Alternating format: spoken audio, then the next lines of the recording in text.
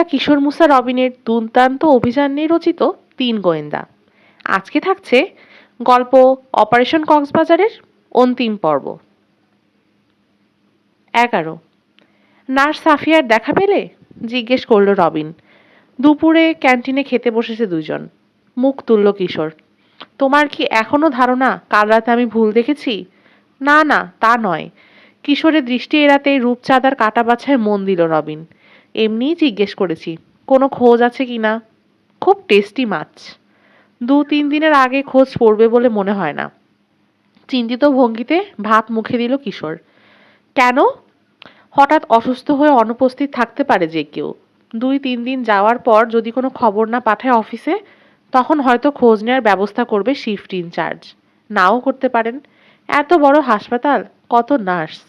একজন নার্সের অনুপস্থিতি খুব একটা নজরে আসবে না কারো। বিশাখা আসবে, আর ডাক্তার হারুনের টনক নড়বে। হয়তো শিফট ইনচার্জকে জানাবে কালকের ঘটনা। হয়তো, তবে ততদিন অপেক্ষা করতে রাজি নই আমি।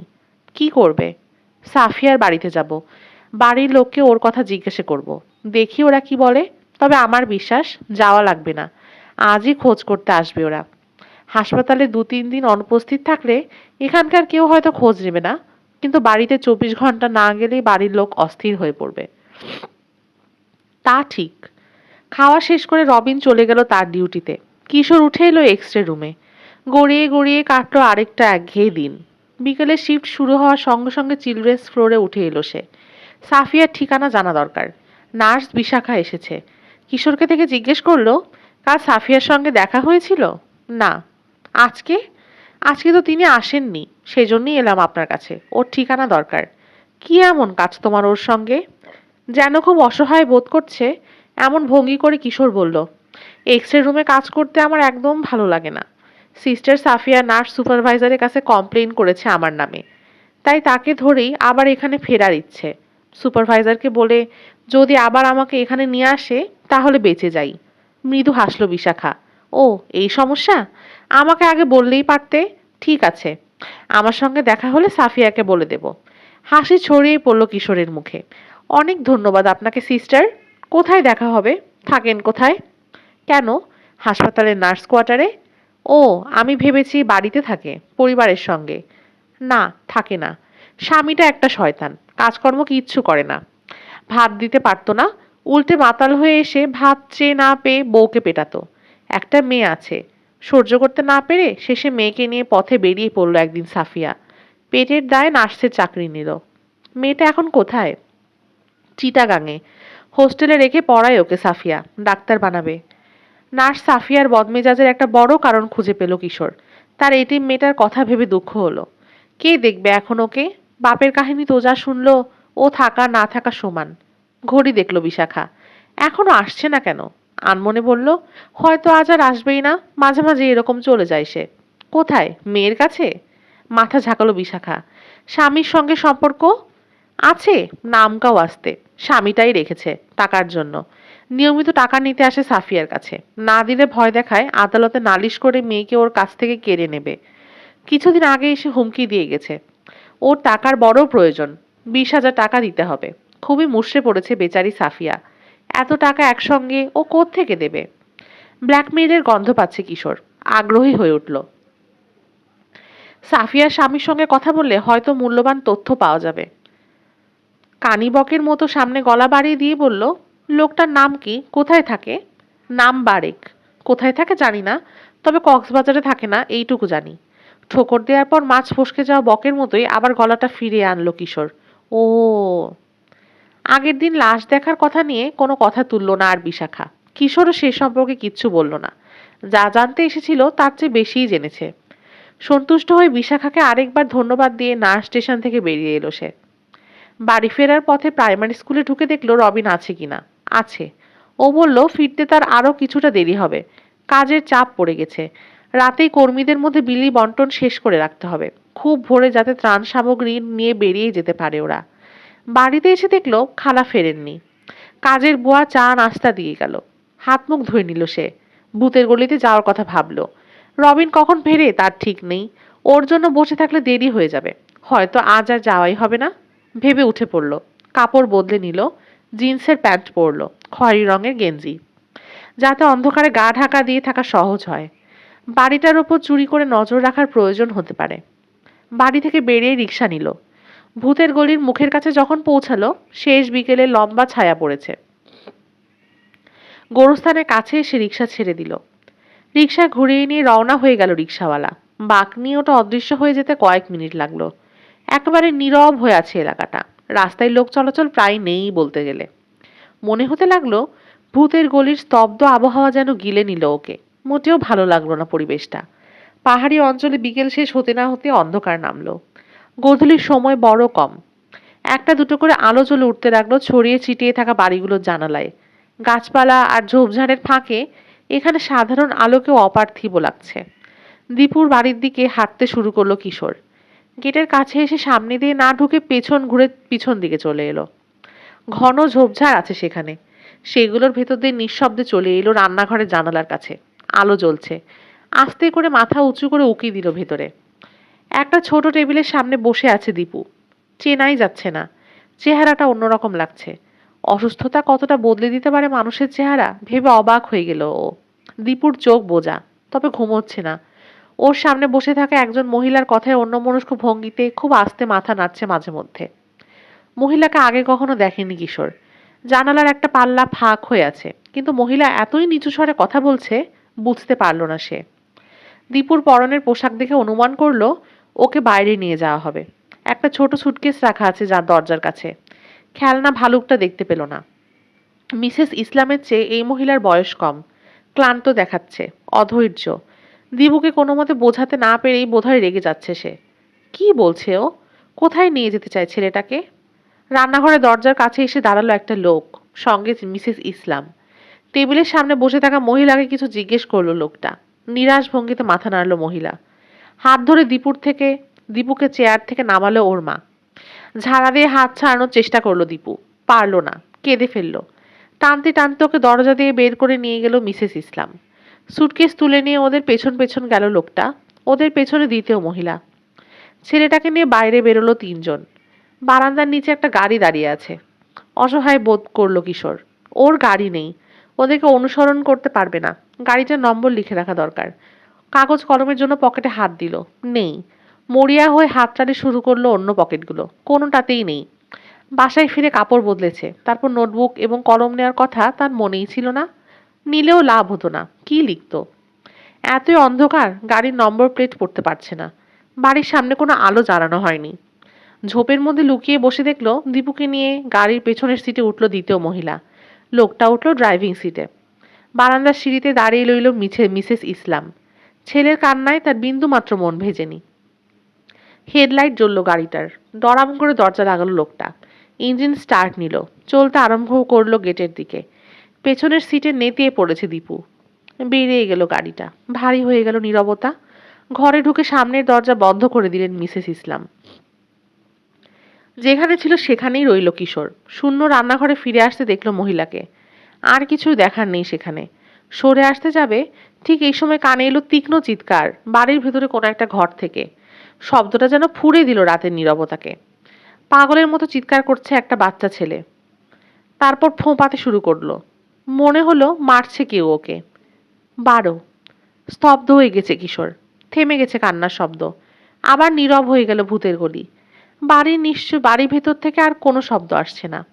দীপুকে বের করে নিয়ে যাওয়া হয়েছে ওর চোখের সামনে। এতক্ষণে নিশ্চয়ই অনেক দূরে চলে গেছে গাড়িটা। চিৎকার করেছে অন্য একটা ছেলে। কে সে? জটিল হয়ে উঠেছে আরো রহস্য। অনেক প্যাঁচ। ওই বাড়ির সঙ্গে হাসপাতালে নার্স খুনের সত্যি কি কোনো সম্পর্ক আছে? ঘটে যাওয়া ঘটনাগুলো মনে মনে আগাগোড়া খতিয়ে দেখল সে। একই সঙ্গে রান্নাঘরের দিকেও চোখ রাখল। ঘটনার সূত্রপাত ক্যান্সার হসপিটালে, 4 তলায়, চিলড্রেন্স ফ্লোরে। ছোট ছেলের কান্না শুনে দেখতে গিয়েছিল সে। ছেলেটার আচরণ অস্বাভাবিক লেগেছে। নার্স সাফিয়ার আচরণ অস্বাভাবিক ছিল। দীপুর মায়ের আচরণ অস্বাভাবিক। অরুণের আচরণ অস্বাভাবিক। এদেরকে ঘিরে আবর্তিত হচ্ছে রহস্য। ভাবতে গিয়ে তার মনে হলো হাসপাতালে কারো সাহায্য পেলে ভালো হতো। কার? যার মোটামুটি ক্ষমতা আছে। প্রথমেই মনে এলো হারুনের কথা। সঙ্গে সঙ্গে বাতিল করে দিল তাকে। যে লোক লাশ গায়েব হয়ে যাওয়ার মতো সিরিয়াস ব্যাপারকে গুরুত্ব না দিয়ে রসিকতা বলে উড়িয়ে দেয়, তাকে কিছু বিশ্বাস করানো সহজ হবে না। আর করাতে পারলেও তাকে দিয়ে আর কোনো কাজ যে হবে সে নিশ্চয়তা নেই। তাহলে কাকে ধরবে? ডাক্তার হেমায়েত হোসেন? হ্যাঁ, হতে পারে। যেহেতু শিফট ইনচার্জ, ডাক্তার আর নার্সদের ব্যাপারে খবরাখবর তার ভালোই থাকার কথা। সাফিয়া অনুপস্থিত থাকার কথা তাকে জানালে খোঁজ নিতে পারবেন। ইস, আয়না খালাটা এখন থাকলেও হতো। এখানকার অনেক মানুষের সঙ্গেই তার খাতির, ভালো যোগাযোগ। ডাক্তার হেমায়েত হোসেনের সঙ্গে সরাসরি যদি নাও থাকে, অন্য কারো মাধ্যমে তার সঙ্গে কথা বলার একটা ব্যবস্থা অবশ্যই করে দিতে পারত। কিন্তু খালাটা সেই যে গেল তো গেলই। মনে হচ্ছে বঙ্গোপসাগরে কোনো দ্বীপ আর রাখবে না। সব চষে টষে তবেই ফিরবে। আধা ঘন্টা হয়ে গেল, নতুন কিছু ঘটল না। মিসেস ইসলাম রান্নাঘরে চলে এসেছে। আর বসে থেকে লাভ নেই। ঝোপ থেকে বেরিয়ে বাড়ির পাশ ঘুরে রাস্তায় এসে নামলো কিশোর। আনমনা হয়ে হেঁটে চলল অন্ধকার রাস্তা ধরে। আকাশে চাঁদ নেই, তারাগুলো মেঘে ঢাকা। অন্ধকার খুব বেশি। কবরস্থানটার কাছে এসে অকারণেই গা ছমছম করতে লাগলো। ভূত প্রেতে বিশ্বাস নেই তার, ওসবের ভয় করে না। কিন্তু তবু অদ্ভুত একটা অনুভূতি হতেই থাকলো। মনে হলো কেউ তার উপর নজর রাখছে, পিছু নিয়েছে। ফিরে তাকালো, কাউকে চোখে পড়ল না। গোরস্থানটার দিকে তাকালো। এতই অন্ধকার, পাহাড়ের ঢালটাকে কালো একটা দেয়াল ছাড়া আর কিছুই মনে হলো না। ছিনতাইকারী না তো? ইদানিং ওদের অত্যাচার বড় বেড়েছে। সৈকত ও নির্জন এলাকাগুলোতে একা হাঁটা নিরাপদ নয়। কোথা থেকে যে ছায়ার মতো এসে উদয় হবে, ঘিরে ধরবে, পেটে ছুরি ঠেকিয়ে পকেটগুলো সব খালি করে নিয়ে চলে যাবে, ঠিক ঠিকানা নেই। বাধা দিলেই বিপদ। দেবে পেটে ছুরি ঢুকিয়ে। পকেটে টাকা পয়সা অবশ্য তেমন নেই। সঙ্গে দামি জিনিস বলতে কেবল হাতঘড়িটাই আছে। হাঁটার গতি বাড়িয়ে দিল সে। একটা রিক্সা পেলে হতো। হঠাৎ পেছনে মোটর সাইকেলের ইঞ্জিন স্টার্ট নেবার শব্দ হলো। ফিরে তাকালো সে। রাস্তার পাশে দাঁড়িয়ে আছে সাইকেলটা। হেডলাইট জ্বলল। লাফ দিয়ে রাস্তায় উঠে তীব্র গতিতে ছুটে আসতে শুরু করলো। ও, ঠিকই জানান দিয়েছে তাহলে ও ষষ্ঠ ইন্দ্রিয়। ছিনতাইকারী। ওরা মোটরসাইকেলে করেই বেশি আসে। তৈরি হয়ে গেল কিশোর। একজন হলেও কেয়ার করে না। দুজন হলেই বাকি। সঙ্গে যদি ওদের ছুরি কিংবা পিস্তল না থাকে, পিটে হাতটি ভাঙবে আজ ব্যাটাদের। ভালামতো ক্যারাটে আর জুজুৎসুর প্র্যাকটিস করে নেবে ওদের ওপর। তীব্র গতিতে দেহে আসছে মোটরসাইকেল। আলো পড়ল কিশোরের মুখে, অন্ধ করে দিল চোখ। গায়ের উপর এসে পড়বে নাকি? ভালো কায়দা তো। ধাক্কা দিয়ে রাস্তায় ফেলে অসহায় করে তারপর হাতিয়ে নেবে যান এবার। লাফিয়ে সরে গেল সে। চোখে কিছু দেখতে পাচ্ছে না, মোটরসাইকেলের আলো ছাড়া। ঘ্যাচ করে পাশে এসে ব্রেক করলো মোটরসাইকেল। আরোহী মাত্র একজন। হাতে ছুরি বা পিস্তল দেখা গেল না। হেলমেট ঢাকা মুখে, কিছুই দেখা যাচ্ছে না। কিশোর, তুমি এত রাতে এখানে? বলে উঠল পরিচিত কণ্ঠ। অবাক হয়ে গেল কিশোর। অরুণ! ক্ষণিকের জন্য কথা হারিয়ে ফেলল সে। কি জবাব দেবে বুঝল না। মিনমিন করে শেষে বলল, হ্যাঁ, হাঁটতে বেরিয়েছিলাম। এদিকটা অপরিচিত ছিল, ভাবলাম দেখে আসি গে। কিন্তু রাত দুপুরে কি দেখবে? রাস্তায় তো আলোও নেই যে কিছু দেখা যাবে। হ্যাঁ, তাই তো দেখছি। আসার সময় অবশ্যই এটা ভাবিনি। তুমি কেন এসেছিলে? কাজ ছিল। কি কাজ? জরুরি কিছু না। এখন বাড়ি যাবে তো? হ্যাঁ। ওঠো। কেন? বাড়ি পৌঁছে দেব। কোনো দুরভিসন্ধি নেই তরুণের? এত রাতেও এদিকে কেন এসেছিল? প্রশ্নের জবাবটা এড়িয়ে গেল। দ্বিধা করতে লাগলো কিশোর। থাক না, আমি না হয় রিক্সায় করে চলে যাব। আরে ওঠো তো।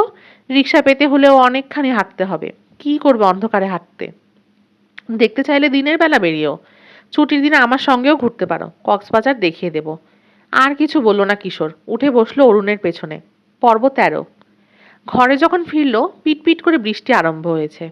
ঢুকেই দেখে আয়না খালা। কয়েক মিনিট আগে ফিরেছেন। ব্যাগ সুটকেসগুলো মেঝেতে রাখা, সরানো হয়নি এখনো।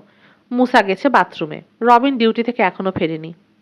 দেখেই বলে উঠলেন, খালা, চেহারাটা এমন ভূতের মতো করে রেখেছিস কেন? কোথায় গিয়েছিলি? হেসে ফেলল কিশোর। কোনটার জবাব দেব? প্রথম প্রশ্নটার জবাব দিতেই অনেক কথা বলা লাগবে। বলা লাগলে বল, কি ঘটিয়েছিস? দুর্গতদের মধ্যে নিশ্চয়ই রহস্য নেই। রহস্য নেই? পৃথিবীতে এমন কোনো জায়গা আছে নাকি? তার মানে তদন্ত করতে গিয়েছিলি? বাথরুম থেকে বেরিয়ে এলো মুসা। চোখ মুখ শুকনো, পেটে হাত। কিশোরের দিকে তাকিয়ে বলল, তদন্ত? পেয়ে গেছো নাকি একখান কেস? তোমার কি হয়েছে? পেটে হাত দিয়ে রেখেছো কেন? বোধহয় আমশয় ধরেছে। চিনচিন ব্যথা। তার মানে সহ্য করতে পারোনি দ্বীপের পানি। বোঝো তাহলে। ওসব খেয়েই কি করে বেঁচে আছে ওখানকার মানুষগুলো? বড় বেশি সহ্য ক্ষমতা। খালার মুখের দিকে তাকালো কিশোর। এত দেরি করলে কেন? কোথায় গিয়েছিলে তোমরা? বঙ্গোপসাগরের কোনো দ্বীপ আর বাকি রাখেননি খালা। একটা চেয়ারে বসে পড়ল মুসা। উফ, ঘোরাতে ঘোরাতে মেরে ফেলেছেন। আর যা পচা গরম, বাপরে বাপ, দ্বীপ না নরক। হাসলেন খালা। জনসেবা অত সহজ না বাবা, অন্তত বাংলাদেশে। কিশোর বলল, আমিও সেটা হাড়ে হাড়ে বুঝতে পারছি। কেন, হাসপাতালে কাজ করতে ভাল লাগছে না? লাগবে কি, চাকরের কাজ করায়। তাই নাকি? গলা চড়িয়ে ডাক দিলেন খালা। তাওয়ালির মা, চা দিতে কতক্ষণ লাগবে? হয়ে গেছে আম্মা। মিনিট খানেক পরই চা নাস্তা ট্রেনে ঘরে ঢুকলো বুয়া, টেবিলে নামিয়ে দিয়ে চলে গেল। খাবারের দিকে নির্বিকার চোখে তাকিয়ে রইল মুসা, হাত বাড়ালো না। খালা শুধু চা নিলেন। নাস্তা খেলে আর রাতে ভাত খেতে পারবেন না। মুসাকে বললেন, একটা কিছু অন্তত মুখে দাও, আমার পেট ব্যথা করছে। বলে এক গ্লাস পানি ঢকঢক করে খেয়ে ফেললো মুসা। বেশি খারাপ লাগছে নাকি? ট্যাবলেট লাগবে? রাতটা দেখি, সকালে না সারলে তখন খেয়ে ফেলবো। কিশোরের দিকে তাকালেন খালা। তুই এখন কোত্থেকে এলি? ভূতের গলি থেকে। আটকে উঠল মুসা। খাইছে? ভূত? খালাও অবাক। এখানে ভূতের গলি পেলি কোথায়?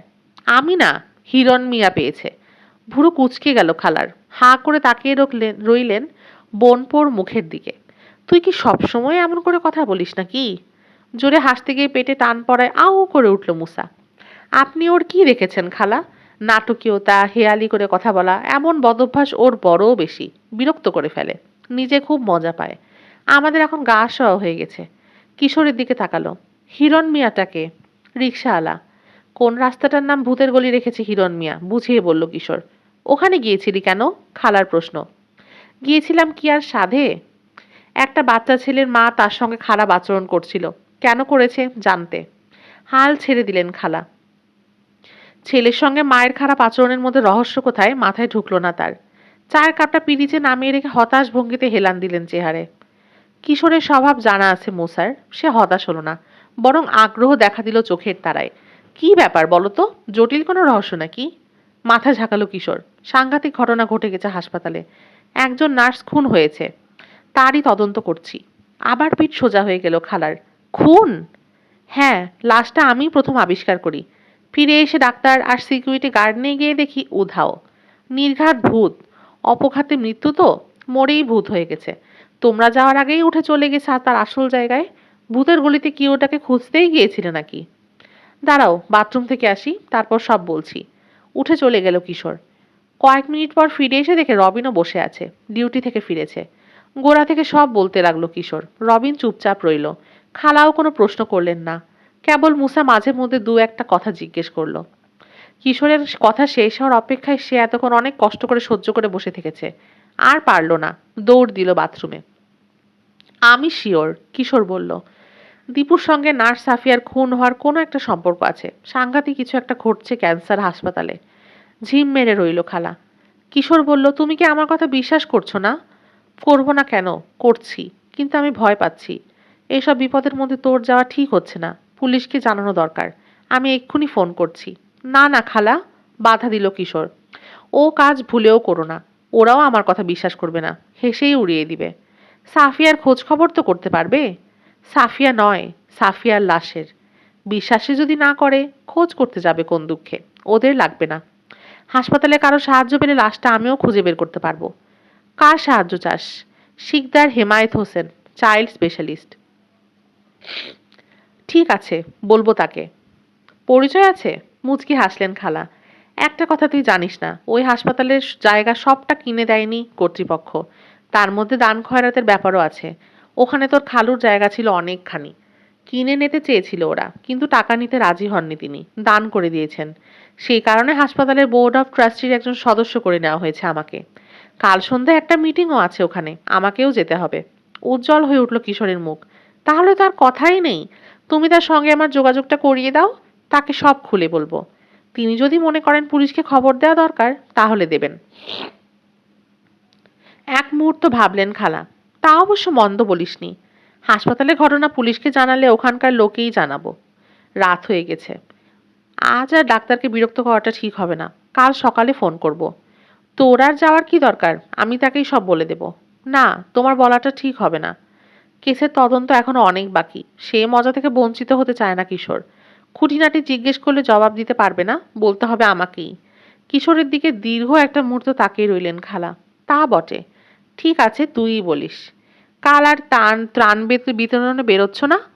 এখনো জানি না। সকালে সমিতির স্টোর কিপারের সঙ্গে কথা বললে জানা যাবে চাঁদা আর জিনিসপত্র কতটা জমেছে। খালি হাতে বেরোনোর তো কোনো মানে হয় না।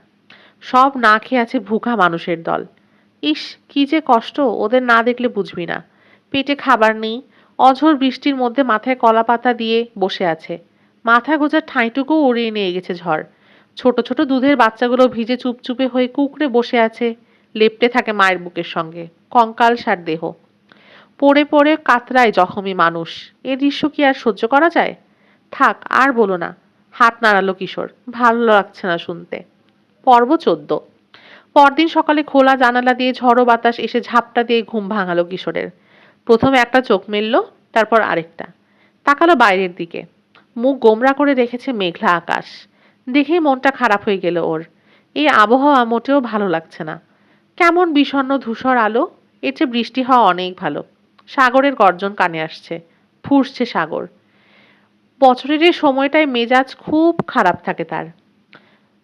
এই ভালো তো এই খারাপ। যখন তখন নিম্নচাপ সৃষ্টি হয়। বুক কাঁপে দ্বীপবাসী আর সাগর পাড়ের মানুষের। রাতে ভালো ঘুম হয়নি ওর। থেকে থেকে দুঃস্বপ্ন দেখেছে। শরীরটা কেমন আড়ষ্ট হয়ে আছে। আয়না খালা ডাক দিলেন দরজা থেকে। এই কিশোর, ওঠ, অনেক বেলা হলো। গায়ের উপর থেকে চাদরটা সরিয়ে উঠে বসলো কিশোর। নামলো বিছানা থেকে। আজ আর হাসপাতালে যাওয়ার বিন্দু মাত্র ইচ্ছে নেই। এক্স রে রুমে কাজ করে ভলেন্টিয়ারের স্বাদ মিটেছে। ভাবছে খালার সঙ্গে ত্রাণ বিতরণ করতেই চলে যাবে। যেতেও তাই। কিন্তু রহস্যটা কিনারা করতে হলে এখন কক্সবাজার থেকে নড়া উচিত হবে না ওর। হাসপাতালের কাজ ছাড়াটা তো আরো অনুচিত। বাথরুম সেরে রান্নাঘরে ঢুকলো সে। ওখানে টেবিলে নাস্তা দেওয়া হয়েছে। রবিন ওর আগেই উঠেছে। মুসা বিছানায়। ওর অসুখ বেড়েছে। রুটিতে মাখন মাখাচ্ছেন আয়না খালা। কিশোরকে দেখে মুখ তুললেন। আয় বস। মুখ অমন ফোলা কেন? ঘুম হয়নি? হবে কি? হেসে উঠল রবিন। যতক্ষণ না রহস্যের কিনারা হচ্ছে ওর আর স্বস্তি নেই। খালা বললেন, তাহলে যত তাড়াতাড়ি পারিস কিনারা করে ফেল। মাথায় রহস্যের জট নিয়ে দুর্গত মানুষদের সেবা করতে পারবি না। আমি ফোন করে বলে দিয়েছি ডাক্তার শিকদারকে। তোকে যেতে বলেছেন। উত্তেজিত হয়ে উঠল কিশোর। কখন? নাস্তা খেয়েই চলে যা। তোর সঙ্গে দেখা করে তারপর হাসপাতালে যাবেন। নাকে মুখে খাবার গুছতে আরম্ভ করলো কিশোর। আরে আরে, আস্তে খা, গলায় আটকাবে তো। রবিন জানতে চাইল, আমি আসবো তোমার সঙ্গে? খালা মানা করলেন। না, তোমার যাওয়ার দরকার নেই। আমি শুধু কিশোরের কথা বলেছি। খালাকে জিজ্ঞেস করলো কিশোর, তুমি ডাক্তার সাহেবকে সব বলেছ নাকি? না, আমি শুধু বলেছি আমার বোনপো কিশোর পাশা হাসপাতালে স্টুডেন্ট ভলেন্টিয়ারি করতে গিয়ে নাকি কি গন্ডগোল হতে দেখেছে। আপনাকে জানানো দরকার মনে করেছে। আপনি একটু ভালো মতো তার কথা শুনবেন। তিনি কি বলেছেন? শুনবেন আবার কি? খাওয়ার পর আর দেরি করলো না কিশোর। রওনা হয়ে গেল। ঠিকানা জেনে নিয়েছে খালার কাছে। রিকশায় যেতে কয়েক মিনিটের বেশি লাগবে না। বাগানে ফুল গাছের চর্চা করছেন ডাক্তার শিকদার। কিশোরকে রিকশা থেকে নেমে গেট খুলতে দেখে সোজা হয়ে দাঁড়ালেন। কাছে যেতে বললেন, তুমি কি কিশোর পাশা? মাথা ঝাঁকালো কিশোর। এখানে কথা বলতে চাও না বসবে? বসলেই ভালো হয়, অনেক কথা। ফুল গাছে পানি দেওয়া ঝাঁঝরিটা নামিয়ে রেখে ডাক্তার বললেন, এসো। চমৎকার সাজানো গোছানো হলঘরে এনে কিশোরকে বসালেন ডাক্তার। বিয়ে থা করেননি। চাকর দারোয়ান ড্রাইভার নিয়ে থাকেন। চা খাবে কিনা জিজ্ঞেস করলেন। কিশোর বললেন খাবেন না, এইমাত্র বাড়ি থেকে খেয়ে এসেছে। ডাক্তার তখন বললেন, ঠিক আছে বলো তাহলে, কি গোলমাল হতে দেখেছো হাসপাতালে? ভূমিকার মধ্যে গেল না কিশোর, সরাসরি বলল, সাফিয়া নামে একজন নার্স খুন হয়েছে। সেকেন্ড উইংয়ে তার লাশ পড়ে থাকতে দেখেছি আমি।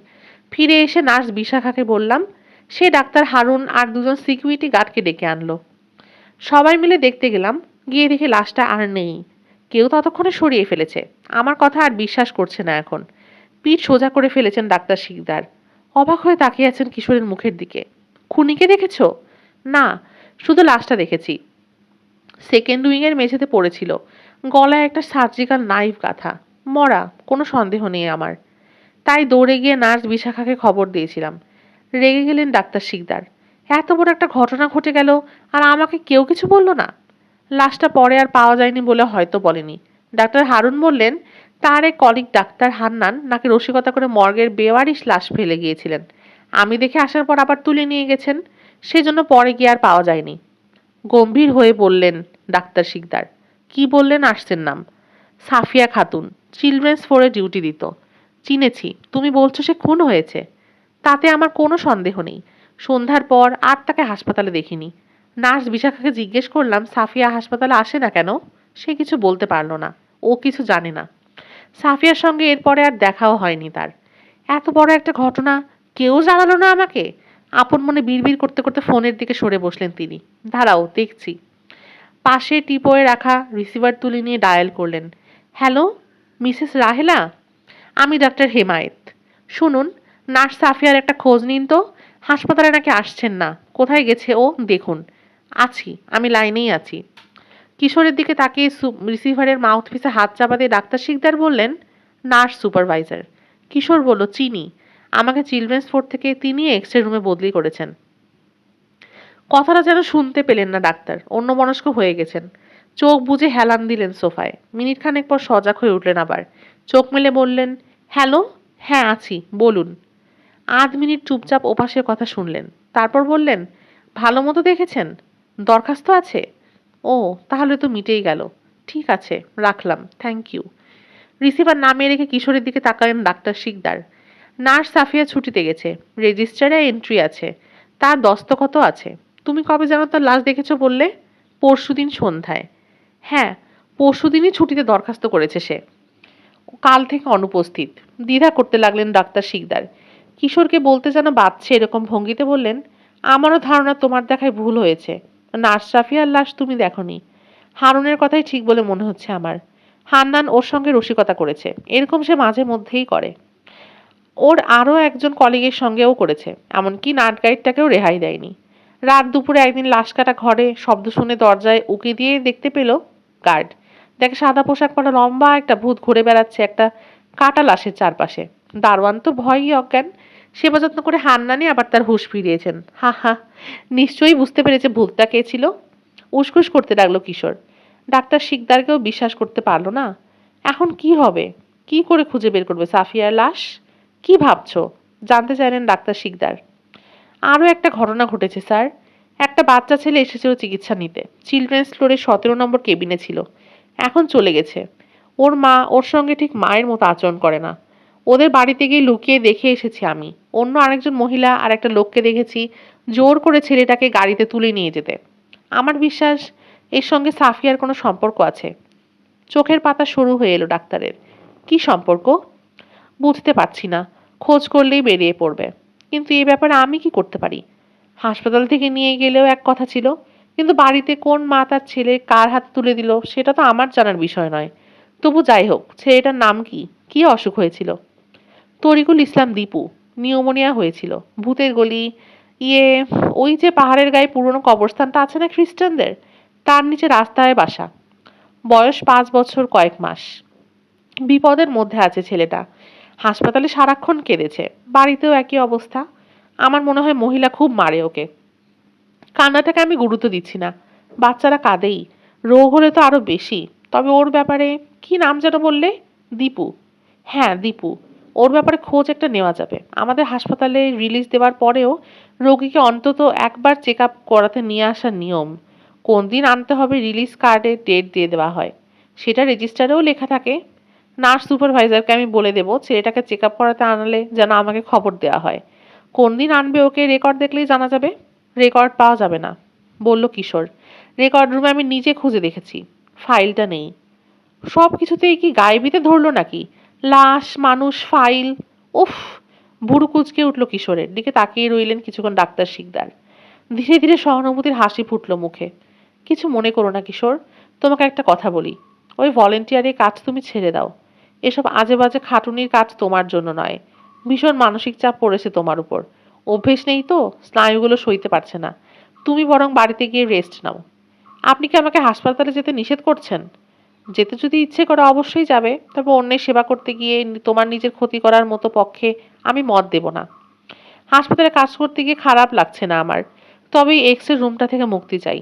ওই জায়গাটা আমার পছন্দ নয়। তার চেয়ে যদি আবার চিলড্রেন্স ফ্লোরে ফেরত পাঠানোর ব্যবস্থা করতে পারতেন ভালো হতো। নার্স সুপারভাইজারকে কি আপনি একটু বলে দেবেন? ঠোঁট কামড়ালেন ডাক্তার শিকদার। ঠিক আছে, বলবো। কিন্তু আজ তো হবে না। বৃহস্পতিবার, ঝামেলা। ওর সঙ্গে দেখাই হবে না আমার। কাল শুক্রবার, হাসপাতালের অফিস ছুটি। তবে পরশু থেকে চিলড্রেন্স ফ্লোরে ডিউটি করতে পারবে, কথা দিলাম। যাও। অনেক ধন্যবাদ স্যার আপনাকে। হাসলেন ডাক্তার। আমাকে সব জানিয়ে ভালো করেছো। ওই ছেলেটার ব্যাপারে খোঁজ নেওয়ার ব্যবস্থা আমি জরুরি ভিত্তিতে করব। ওর ফাইলটা রেকর্ড রুম থেকে কোথায় গেল তাও দেখব। আজ তো আর হাসপাতালে যাচ্ছ না নাকি? না, যাব। এক্স রে রুমে কাজ করতে নাকি ভালো লাগে না? তাও করব। হাসলো কিশোর। একটা দিনই তো মাত্র, কাটিয়ে দিতে পারবো। শনিবার থেকেই তো মুক্তি। তোমাকে অসুস্থ বলে রাগ হয়েছে না? জেদ করে যেতে চাইছো? না না, কি যে বলেন স্যার, রাগ করব কেন? স্নায়ুর উপর চাপ তো সত্যিই পড়েছে। আমি ভেবেছি আহত অসুস্থ মানুষের সেবা করব। আমাকে দিয়ে করানো হয় পিয়ন আর বয়ের কাজ। এটা কেন ভালো লাগবে আমার বলুন? লাগার কোনো কারণ নেই। তুমি তো তাও লেগে আছো। আমি হলে কবেই দু এক বেটাকে চড় থাপ্পড় মেরে চলে যেতাম। আসলে ওরা মানুষের কদর করতে জানে না। ওদের মতো অমানুষের জন্যই দেশটার আজ এই অধপতন, দুরবস্থা। উঠে দাঁড়ালেন ডাক্তার। এগিয়ে এসে হাত রাখলেন কিশোরের কাঁধে।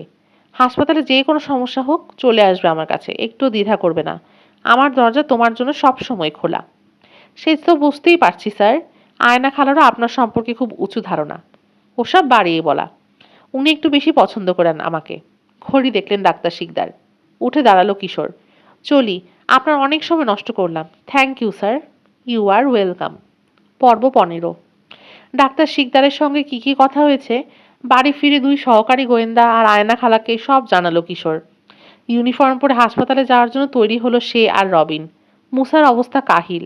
আমাশয় খুব বেড়েছে। মোবারক আলীকে পাঠিয়ে দোকান থেকে অ্যামোসিড ট্যাবলেট আনিয়ে দিয়েছেন খালা। মুসার যা অবস্থা, তাতে ওকে বুয়া আর মোবারক আলী জিম্মায় রেখে বেরোনোটা উচিত বলে মনে করলেন না তিনি। বেশি ঘোরাঘুরি করে তার শরীরটাও তেমন ভালো নেই। জ্বরটর উঠে গেলে শেষে মুশকিলে পড়ে যাবেন। সমিতির অফিসে ত্রাণ যা জমা পড়েছিল সব প্রায় শেষ। আবার জমা পড়ার অপেক্ষা করতে হবে। শুধু শুধু খালি হাতে দুর্গত অঞ্চলে ঘোরার কোনো মানে হয় না। তাছাড়া বিকেলে হাসপাতালের মিটিং তো আছেই। তেমন জরুরি কোনো কাজ না পড়লে ওটাতে অনুপস্থিত থাকতে চান না। অতএব সেদিনটায় বাড়িতে কাটানোই মনস্থ করলেন। রবিনকে নিয়ে বেরিয়ে পড়ল কিশোর। হাসপাতালে যাবার পথে অন্যদিনের মতোই স্কুলের সামনে রিক্সা থেকে নামিয়ে দিল ওকে। সেদিনটাও একঘেয়ে সময় কাটালো এক্স রে রুমে। কোনো পরিবর্তন নেই। বিকালে শিফটিংয়ের সময় হলে বেরিয়ে পড়ল রবিনের স্কুলে গেলে ওকে নেওয়ার জন্য। সেদিনও কাজের বেশি চাপ ওর। কিশোরকে বলল বেরোতে পারবে না, বাড়ি ফিরতে দেরি হবে। কি আর করে বাড়ি ফিরে কাপড় বদলে চা খেয়ে নিল কিশোর। ট্যাবলেট খেয়েও মুসার পেটের উন্নতি হয়নি, ভালো মতো ধরেছে। মনে হচ্ছে শুধু অ্যামোসিডে কাজ হবে না, কড়া অ্যান্টিবায়োটিক লাগবে। বিছানায় নেতিয়ে পড়ে আছে ও, অতিমাত্রায় কাহিল। বেরোনোর প্রশ্নই ওঠে না। আয়নাখালা সমিতির অফিসে গেছেন, ওখান থেকেই যাবেন হাসপাতালে। বাড়িতে বসে থাকতে ভালো লাগলো না। একা একাই সমুদ্র সৈকতে বেড়াতে চলে গেল কিশোর। দোকানপাটগুলোর কাছেই ভিড় বেশি। ওখানে ভালো লাগলো না। সৈকতের বালি মারিয়ে হেঁটে চলল পর্যটন মোটেলটার দিকে। ঝাউবনের পাশ দিয়ে এগুলো ধীরে ধীরে। একটা বালির ঢিবির কাছে এসে থমকে দাঁড়ালো। ধরাস করে লাফ মারল হৃৎপিণ্ড। গাছের ফাঁক দিয়ে দেখলো পর্যটনের রেস্টুরেন্টের সামনে দাঁড়ানো একটা গাড়ির দরজায় তালা খুলছে মিসেস ইসলাম। ওর পাশে দাঁড়ানো দীপু। কিশোরের দিকে দেওয়া ভালুকটা এক হাতে পেঁচিয়ে ধরে রেখেছে বুকের সঙ্গে। আগের চেয়ে অনেক সুস্থ লাগছে ওকে। ঘটনাটা কি? এই ভালো এই খারাপ? ক্ষণে ক্ষণে চেহারা পরিবর্তন না হয় নাকি ওর? দৌড় দিল কিশোর, ডাকলো দীপু। ফিরে তাকালো ছেলেটা, চিনতে পারলো কিশোরকে। হাসলো। মিসেস ইসলামও ফিরে তাকালো। কিশোরকে দেখে কঠোর হয়ে গেল চেহারা। দীপুর হাত ধরে একটানে ওকে গাড়ির ভেতরে ছুঁড়ে ফেলে ঘুরে গেল ড্রাইভিং সিটের দরজার কাছে। উঠে বসলো তাড়াহুড়ো করে। স্টার্ট নিল ইঞ্জিন। দাঁড়িয়ে গেল কিশোর। আর এগিয়ে লাভ নেই। দীপুর সঙ্গে কথা বলতে দেবে না ওকে মিসেস ইসলাম। দাঁড়াবেই না। চলতে আরম্ভ করলো গাড়িটা। তাকিয়ে আছে কিশোর। রাতে কি সেদিন মিসেস ইসলামের বাড়িতে ওই গাড়িটাই দেখেছিল? ঠিক চিনতে পারলো না। অন্ধকারে দেখেছিল, তবে মনে হলো এটাই সেই গাড়ি। আছড়ে পড়া ঢেউয়ের শব্দকে ছাপিয়ে ভারী গুড়গুড় শব্দ শোনা গেল। মুখ তুলে তাকালো কিশোর। আকাশের অবস্থা ভালো না।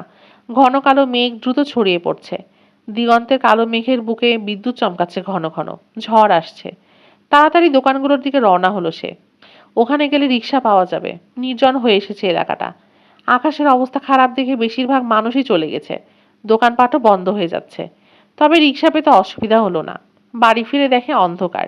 বিদ্যুৎ চলে গেছে। বারান্দায় বসে আছে মোবারক আলী। একটা মোম জেলে ধরিয়ে দিল কিশোরের হাতে। ওর কাছে জানতে পারলো রবিন ফেরেনি এখনো। মুসার ঘরে মোম জ্বলছে। বিছানায় তেমনই নেতিয়ে আছে সে। কিশোরের সারাপে চোখ মেলল। জানতে চাইলো কি খবর। দীপিকা ওর মায়ের সঙ্গে দেখার খবর বলল ওকে কিশোর।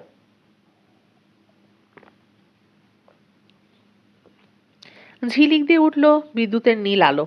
ক্ষণিকের জন্য আলোকিত করে গেল ঘরটা। কয়েক মিনিট পর বাতি জ্বলল। ইলেকট্রিসিটি এসে গেছে। বেশিক্ষণ কথা বললে পারল না মুসা। কাহিল লাগে। ওকে ঘুমানোর চেষ্টা করতে বলে বসার ঘরে চলে এলো কিশোর। টেলিভিশনটা অন করে দিল। আয়না খালাও ফেরেননি। একা একা টেলিভিশনের দিকে তাকিয়ে রইল সে। খিদে পেয়েছে। বুয়াকে ডেকে হালকা কিছু খাবার দিতে বলল। রাতে আয়না খালা আর রবিন ফিরলে একসঙ্গে বসে ভাত খাবে। টেলিভিশনের দিকে তাকিয়েই থাকলো কেবল কিশোর, মন বসাতে পারল না। দীপুর কথা ভাবছে। জোর করে ছেলেটাকে বিদায় করলো মিসেস ইসলাম। সঙ্গে সুটকেসও দিয়ে দিল। তার মানে বেশ কিছুদিন থাকার ব্যবস্থা। তাহলে অত তাড়াতাড়ি আবার নিয়েই বা এলো কেন? দীপু যে বিপদের মধ্যে রয়েছে তাতে আর কোনো সন্দেহই নেই ওর। ডাক্তার শিকদারের অপেক্ষায় থাকলে অনেক সময় নষ্ট হবে। এখনই কিছু করা দরকার। কিন্তু কি করবে? দীপুর অবস্থা জানার জন্য অস্থির হয়ে উঠল সে। শেষে আর থাকতে না পেরে লাফিয়ে উঠে বন্ধ করে দিল টেলিভিশন। ফোনে রিসিভার তুলে নিয়ে নম্বর টিপতে লাগলো। হাসপাতালে দীপুর চার্টে দেখেছিল নাম্বারটা, মুখস্থ করে রেখেছে। অনেকক্ষণ রিং হবার পর ওপাশ থেকে একটা খসখসে গলা ঘোঁত ঘোঁত করে সাড়া দিল। হ্যালো, মিসেস ইসলাম, আমি কিশোর বলছি। কিশোর পাশা। সেদিন আপনার কাছে রেড ক্রসের একটা টিকিট বিক্রি করে এসেছি। টাকা নিয়েছি ঠিকই, কিন্তু টিকিটটা দিয়েছি কিনা মনে করতে পারছি না। না দিয়ে থাকলে ভীষণ অন্যায় হয়ে যাবে। জাহান্নামে যাক তোমার টিকিট, চেঁচিয়ে উঠল মিসেস ইসলাম। জ্বালাতন করে মারল।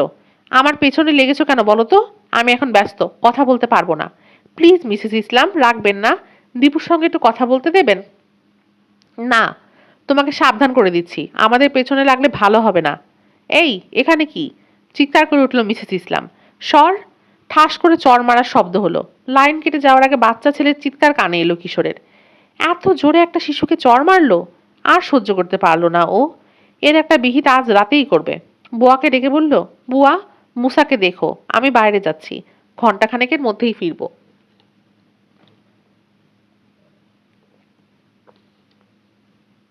পর্ব 16। মোবারক আলী সাইকেলটা চেয়ে নিয়ে ভূতের গলিতে রওনা হলো কিশোর। গাড়ি আছে আয়না খালার, এখন গ্যারেজে। ওভারহোলিং এর জন্য দিয়েছেন। তবে ওটা থাকলেও নিত না সে। ভূতের গলির মতো নীরব অন্ধকার জায়গায় গাড়ির শব্দ আলো দুটোই খুব সহজে চোখে পড়বে।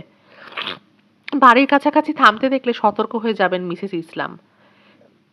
মেইন শহরের আলো কম, পাহাড়ি রাস্তায় তো কালিগোলা অন্ধকার।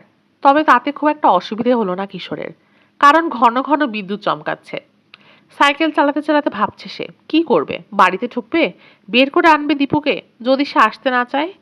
আকাশের এ মাথা ও মাথা চিরে দিল বিদ্যুতের শিখা। বিকট শব্দে বাজ পড়ল কোথাও থেকে।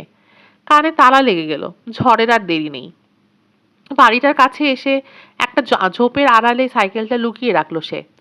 আগের দিন যেদিক দিয়ে ঘুরে রান্নাঘরের কাছে গিয়েছিল সেই পথটা ধরে এগোলো। ওটা দিয়ে গেলে সুবিধা। ঝোপঝাড়ের আড়ালে থাকায় জানালা দিয়ে যদি কেউ নজর রেখে থাকে বিদ্যুতের আলোতে অত সহজে চোখে পড়বে না। জানালার নিচে এসে থামলো ও। আলো নেই ভিতরে, তার মানে কেউ নেই এ ঘরে। ঢোকার চেষ্টা করা যেতে পারে, কিন্তু ঢুকবে কিভাবে? জানালায় তো শীত। তবে ওর ভাগ্য সহায়তা করলো, দরজাটাতে ছিটকিনি লাগানো নেই। থালা দিতেই খুলে গেল পাল্লা। বেশি উত্তেজিত না হয়ে থাকলে ব্যাপারটা অস্বাভাবিক লাগতো ওর কাছে, কারণ এমন ঝড়ো রাতে এরকম নিরালা একটা বাড়িতে কেউ ছিটকিনি খুলে রাখে না। ভুল করে রাখলেও বেশিক্ষণ সেটা অগোচর থাকতো না। বাতাসে ঝটকা দিয়ে খুলে ফেলতো দরজা। যাই হোক, কোনো কিছু না ভেবেই ভেতরে ঢুকে পড়লো সে। পায়ে রাবার সোলের কেটস জুতো, শব্দ হলো না। কিন্তু হাতড়ে হাতড়ে এগোতে গিয়ে ধাক্কা লাগলো একটা টেবিলের কোনায়। কাচের একটা বাটিতে পড়ে মাটিতে পড়ে ঝনঝন করে ভাঙলো। চমকে গেল সে। স্থির হয়ে গেল। কান পাতলো পায়ের শব্দ শোনার জন্য, কিন্তু বাটি ভাঙার শব্দটা মনে হয় কারো কানে যায়নি। দেখতে এগিয়ে এলো না কেউ। আবার পা বাড়ালো সে, ভেতরে দরজার দিকে এগোলো। ঠিক দরজাটার কাছাকাছি এসে বিপদটা টের পেল। মনে হলো দেওয়াল ঘেঁষে দাঁড়ানো একটা ছায়া নড়ে উঠল। কিন্তু কিছু করার আর নেই। দেরি হয়ে গেছে। বাড়ি পড়লো ঘাড়ে। তীব্র একটা ব্যথা। মনে হলো মাথাটা ছিঁড়ে গেল বুঝি ধর থেকে। জ্ঞান হারালো সে। জ্ঞান ফিরতেই বুঝলো হাত পা চেয়ারের সঙ্গে বেঁধে রাখা হয়েছে ওর। মাথা ঘোরানোর চেষ্টা করতেই টন টন করে উঠল ঘাড়। ব্যথায় গুঙিয়ে উঠল সে। জানলা শূন্য একটা ছোট্ট ঘরে বন্দি করে রাখা হয়েছে ওকে। অল্প পাওয়ারের একটা বাল্ব জ্বলছে। পেছন থেকে বলে উঠল খসখসে একটা মহিলার কণ্ঠ। হুঁশ ফিরল তাহলে? আগেই সাবধান করেছি আমাদের ব্যাপারে নাক না গলাতে। কানে কথা যায়নি? এখন বুঝবে ঠেলা। বলতে বলতে ঘুরে সামনের দিকে এগিয়ে আসলেন মিসেস ইসলাম। খিকখিক করে বিকৃত হাসি হাসল। ঘরে একটিমাত্র দরজা, সেটা দিয়ে বেরিয়ে গেল সে। পেছনে ভেজিয়ে দিয়ে গেল পাল্লা। পুরোপুরি লাগলো না, ফাঁক হয়ে রইল। বাইরে থেকে তালা কিংবা ছিটকানি লাগানোরও প্রয়োজন বোধ করল না মহিলা। বেঁধে রেখে নিরাপদ মনে করেছে। টেনে টুনে দেখল কিশোর। নিরাপদ মনে না করার কোনো কারণ নেই, পেঁচিয়ে পেঁচিয়ে খুব শক্ত করে বেঁধেছে। সামান্যতম ঢিল করতে পারল না। দরজার ওপাশে একটা পুরুষের কণ্ঠ শোনা গেল। টেলিফোনে কার সঙ্গে যেন কথা বলছে। হ্যালো, আমি জলিল। হাসপাতালের ওই ভলেন্টিয়ার ছেলেটা বড্ড জ্বালাতন করছে। চুরি করে ঘরে ঢুকেছিল। ধরে বেঁধে রেখেছি। কি করব? কয়েক সেকেন্ড চুপচাপ থাকার পর আবার বলল লোকটা, না না, ওসব খুনোখুনির মধ্যে আমি নেই, আমি পারবো না। পারলে আপনি অন্য কাউকে দিয়ে করেন গে। রাখি। ফোনটা রেখে দিল লোকটা। মিসেস ইসলামের গলা কানে এলো। কাকে খুন করতে বলছে? ছেলেটাকেও, ওর খালাকেও। বলছে ওরা দুজন বেঁচে থাকলে ভীষণ বিপদে পড়বো আমরা। পুলিশকে গিয়ে বলে দেবে। ছেলেটা নাকি ওর খালাকে সব বলেছে। আটকে উঠল কিশোর। আয়না খালাকে খুন করার কথা বলছে। সর্বনাশ! মরিয়া হয়ে আবার দড়ি টানাটানি শুরু করলো সে। বেরোতে না পারলে দুজনেই মরবে। কিন্তু লাভ হলো না। আরও কেটে বসলো বাঁধন। বিকট শব্দে বাজ পড়ল। থরথর করে কেঁপে উঠল বাড়িটা। কি করা যায়? কিভাবে মুক্তি পাওয়া যায়? মাথা ঠান্ডা করে ভাবার চেষ্টা করলো সে। কোনো উপায়ই বের হতে পারল না। বোকার মতো শত্রুর হাতে ধরা দিয়েছে। মিসেস ইসলামের সঙ্গে বাড়িতে একজন পুরুষ মানুষ আছে, যার নাম জলিল। এই লোকটাই হয়তো সেদিন গাড়ি চালিয়ে দীপুকে নিয়ে গিয়েছিল। নিশ্চয়ই বিদ্যুতের আলোয় সাইকেল থেকে নামতে দেখেছে কিশোরকে। রান্নাঘরের দিকে ওকে এগোতে থেকে দরজার ছিটকিনি খুলে রেখেছে। দেখতে চেয়েছে ও ঢোকে কিনা। নিজেই লুকিয়ে থেকেছে অন্ধকারে। ইস, কি বোকামিই না করেছে। রাগে দুঃখে নিজের হাত কামড়াতে ইচ্ছে করল। দরজাটা খোলা দেখে কেন সন্দেহ করলো না? আজ বোধহয় ওর মরণই আছে কপালে। সেই জন্যই এরকম বেখেয়ালি কাজ হয়েছিল। আবার দড়ি খোলার প্রাণপণ চেষ্টা চালালো। বুঝলো কিছুতেই কিছু হবে না। অহেতুক শক্তি ক্ষয়। অন্যের সাহায্য ছাড়া এই দড়ি সে কিছুতেই খুলতে পারবে না। ভয়টা এখন বেশি লাগছে আয়না খালার জন্য। তাকে শেষ করতে নিশ্চয়ই লোক পাঠাবে জলিলের বস, যে লোকটা খানিক আগে ফোন করেছিল। জলিল বলে দিয়েছে সে খুন করতে পারবে না। অতএব আপাতত কিশোরের ভয়টা কম। খালাকে শেষ করার পর ও ব্যবস্থা করতে আসবে খুনি। খুন করার একটা উপযুক্ত সময়। ঝড় বৃষ্টি শুরু হতে দেরি নেই। হাসপাতাল থেকে খালা বেরোলে তার পিছু নেবে খুনি। নিশ্চয়ই রিক্সা নেবে খালা। পথে তাকে খুন করার মতো উপযুক্ত জায়গার অভাব হবে না। বাঁচাতে হলে এখন তার হাসপাতাল থেকে বেরোনো বন্ধ করতে হবে। আর করতে হবে তাকেই। অথচ সে বন্দী হয়ে আছে। প্রায় আধা ঘন্টা কেটে গেল। জলিল এবং মিসেস ইসলামের আর কোনো কথা শোনা গেল না। টেলিভিশনের আওয়াজ আসছে। চড়া ভলিউমে চালিয়ে দিয়ে নিশ্চয়ই এখন বসে টিভি দেখছে ওরা দুজন। হয়তো ওদের বসের আসার অপেক্ষা করছে, কিংবা খুনি যে আয়না খালাকে খুন করে আসবে। এত অসহায় আর জীবনে বোধহয় বোধ করেনি কিশোর। মুসা কিছু করবে না, ওর শরীর অতিরিক্ত দুর্বল। ও বেরোতেই পারবে না এই ঝড় বৃষ্টি রাতে। তাছাড়া বেরোবেই বা কেন? কোনো ইঙ্গিত তো তাকে দিয়ে আসেনি সে। ইস, আরেকটা বোকামি হয়ে হয়ে গেছে। ওকে বলে আসা উচিত ছিল যে সে ভূতের গলিতে যাচ্ছে। সাইকেলটা নেওয়ার সময় মোবারক আলীকেও বললে হতো। দীপুকে চড় মারায় এভাবে মাথা গরম করে বেরোনো একেবারেই উচিত হয়নি ওর। সতর্ক না থাকার খেসারও দিতে হবে ভালো মতো। হাল ছেড়ে দিয়ে বসে বসে ভাবছে কিশোর। রাগ হচ্ছে নিজের উপর। ঠিক এই সময় খুট করে একটা শব্দ হলো। মুখ তুলে তাকালো সে। ফাঁক হয়ে যাচ্ছে দরজার পাল্লা। উকি দিল একটা ছোট্ট মুখ। দীপু! পর্ব 17। দীপুর গায়ে গেঞ্জি, পরনে হাফ প্যান্ট, পায়ে জুতা বা স্যান্ডেল কিছুই নেই। নিশ্চয়ই বিছানা থেকে নেমে এসেছে। এক হাতে পেঁচিয়ে বুকের সঙ্গে চেপে ধরে রেখেছে ভালুকটা। ভীত চোখে তাকিয়ে আছে ওর দিকে। ওকে দেখে আশা আরো ঝিলিক করে উঠল কিশোরের মনে। তোমাকে বেঁধে রেখেছে কেন? ভয়ে ভয়ে জানতে চাইল সে। আস্তে কথা বলো, ফিসফিস করে বলল কিশোর। এদিকে এসো। পেছনে ফিরে তাকালো দীপু। ঢোকার সাহস করতে পারছে না। জানে মিসেস ইসলাম দেখে ফেললে শক্ত চড় খাবে। জলদি করো দীপু, আমাকে এখান থেকে বের করে নিয়ে যেতে এসেছি আমি। যাবে আমার সঙ্গে? আবার পেছন ফিরে তাকালো দীপু। ঢুকবে কিনা দ্বিধা করলো আরো 5 সেকেন্ড, তারপর ঢুকে পড়লো। লক্ষ্মী ছেলে, দরজাটা ঠেলে দাও, দিয়ে এসো এখানে আমার কাছে। ঘরে ঢোকার পর যেন সাহস বেড়ে গেল দীপুর। কিশোরের কথা মতো পাল্লাটা ঠেলে দিল সে। এসে দাঁড়ালো ওর চেয়ারের কাছে। শোনো দীপু, আমি বিপদে পড়েছি, তুমিও বিপদে পড়েছো আমি জানি। বাঁচতে হলে আমাকে এখন সাহায্য করতে হবে তোমার। এই যে আমার এই পকেটে একটা ছুরি আছে, হাত ঢুকিয়ে সেটা বের করো। দ্বিধা করতে লাগলো দীপু। জলদি করো দীপু, তাড়া দিল কিশোর। দেরি করলে মিসেস ইসলাম চলে আসবে, তাহলে আর বেরোতে পারবে না কোনোদিন। পকেটে হাত ঢুকিয়ে দিল দীপু। বেরিয়ে করে আনলো ছোট্ট একটা ছুরি। বাইরে বেরোলে সবসময় পকেট 2-4টা ছোটখাটো অতি প্রয়োজনীয় জিনিস রাখে কিশোর। গোয়েন্দাগিরি করতে করতে এটা তার অভ্যাসে পরিণত হয়েছে। এই তো, গুড বয়। এবার খোলো তো ছুরিটা। পারবে? পারবো। ছুরি দিয়ে কাঁচা আম কেটে খেতে আমার অনেক ভালো লাগে। আমারও একটা ছুরি ছিল, হারিয়ে গেছে। ঠিক আছে, এই ছুরিটা তোমাকে দিয়ে দিব। দড়ি কাটো, ভাল্লুকটা নামিয়ে রাখো, তাহলে সহজ হবে। আগেই হাতের দড়িটা কাটো।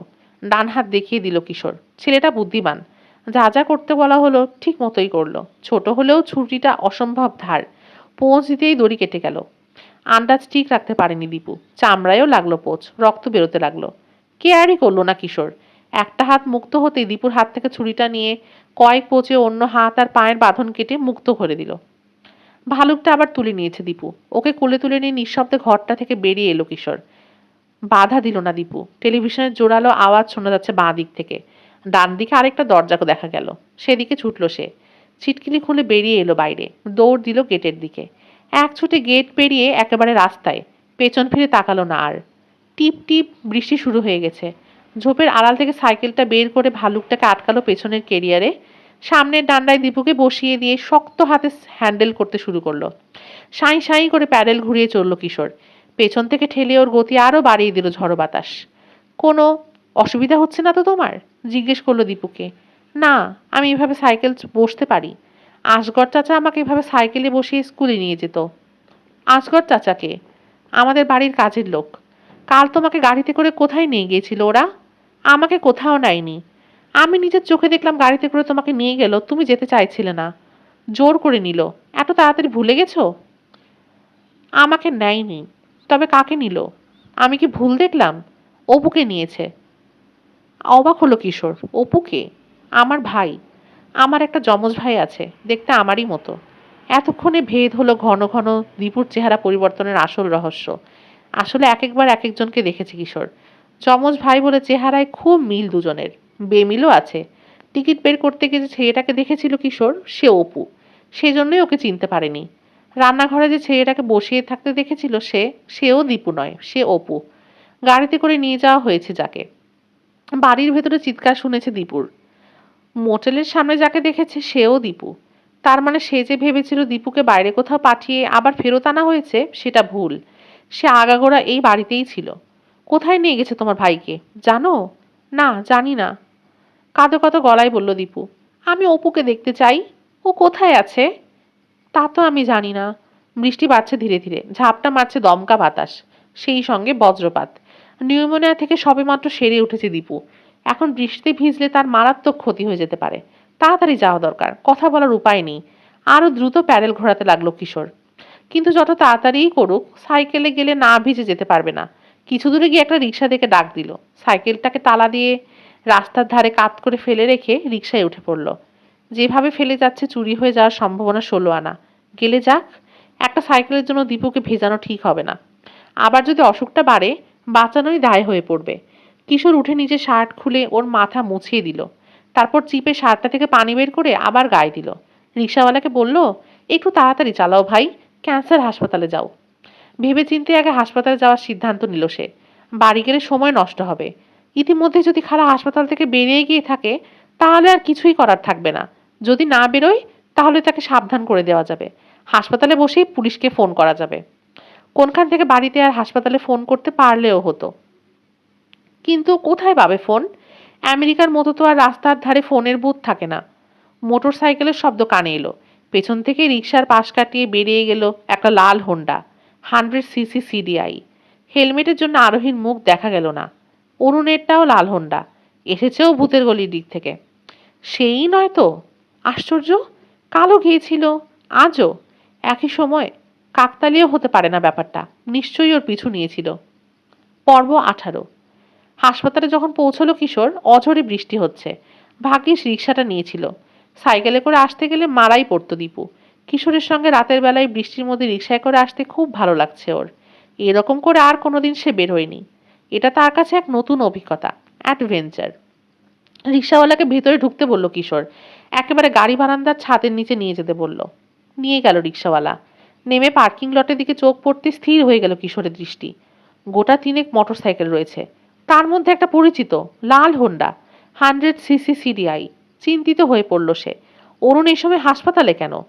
রিক্সার ভাড়া মিটিয়ে দিয়ে দীপুকে কোলে করে নিয়ে হাসপাতালের বারান্দায় উঠল কিশোর। ভালুকটাকে ছাড়েনি দীপু, জড়িয়ে ধরে রেখেছে। নিচতলায় রিসিপশন ডেস্কে একটা মেয়েকে বসে থাকতে দেখে খালার কথা জিজ্ঞেস করলো কিশোর। চিনতে পারলো না মেয়েটা। কিশোর জানতে চাইলো হাসপাতালে বোর্ড অফ ট্রাস্টিদের মিটিং হচ্ছে কোনখানে। তাও বলতে পারলো না মেয়েটা।